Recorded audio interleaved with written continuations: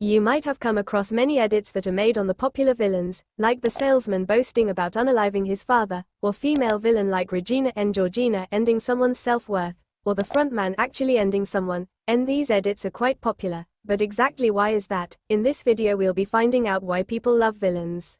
The reason we're so drawn to fictional villains is complex, but it boils down to a few key psychological factors. The first factor is that they're more relatable than we'd like to admit. In real life we have a self-positivity bias. We want to see ourselves as good moral people, so when we encounter a real person who has a dark trait we might share, we distance ourselves from them to protect our self-image. But fictional villains are different. Because they aren't real, our brains see them as a safe haven to explore our own dark sides without any threat to our self-image. We can look at a villain and see an exaggerated version of a flaw we have, like ambition, insecurity, or a desire for control, and it doesn't make us feel like a bad person. The second factor is that we sympathize with their tragic past. Many of the most popular villains are not born evil, they are made evil by circumstance. They often have a traumatic past, suffered injustice, or were failed by society. Think of characters like the Joker or Darth Vader. When we see their pain and understand their motivations, we can't help but feel a pang of sympathy.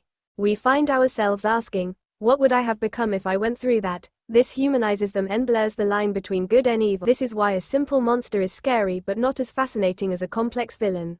The third factor is that they represent our unfulfilled desires and taboo actions. Villains don't have to follow the rules of society. They are unbound by morality, social norms, and the consequences that would stop a hero. They can be selfish, take what they want and express their anger without restraint.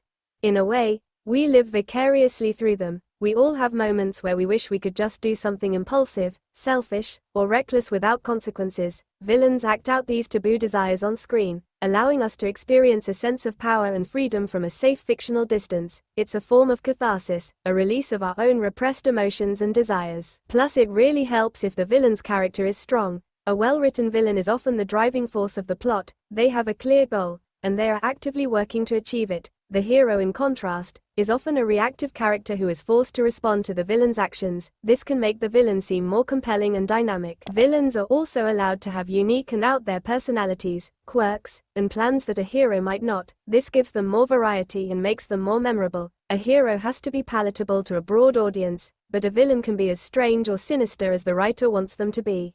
In essence, we are fascinated by villains because they are reflections of the darkness within ourselves. They challenge our moral compass, and they act out the impulses we are too afraid to follow. They aren't just characters, they are a psychological exploration of the human condition. Who's your favorite villain and what do you like about them?